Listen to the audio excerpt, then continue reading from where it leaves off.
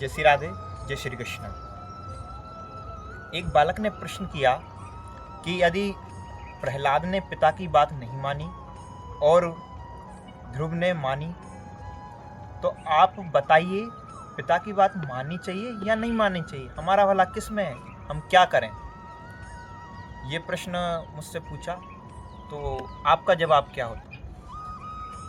मैंने तो कहा, देखिए, पिता की बात माने या ना माने, आप माता जी की मानिए, दोनों का भला होगा। सच बात यह है, बात मानने या ना मानने की नहीं है, बात है विवेक की। आपका विवेक क्या बोलता है?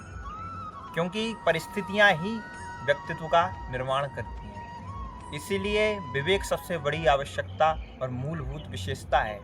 आज के समय में हम देखते हैं हमारा विवेक शून्य सा होता जा रहा है।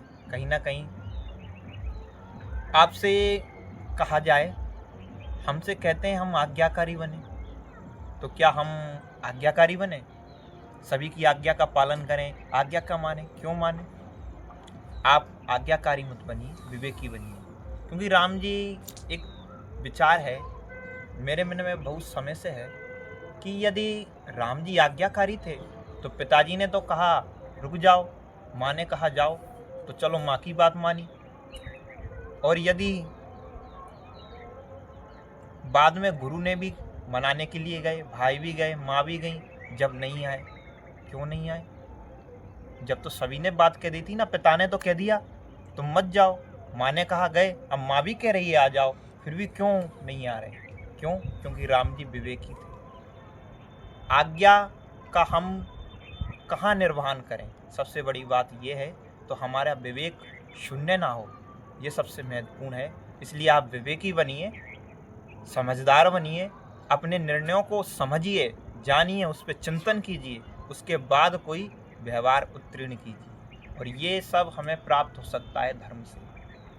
हम अपने आध्यात्म से, अपने विषयों से उसके बारे में जान और समझ सकते हैं, क्योंकि विवेक शून्य मनुष्य इस जीवन में कुछ प्राप्त नहीं कर सकता, क्योंकि प्राप्त को भी सब कुछ गवा देगा। इस बात का ध्यान रखें।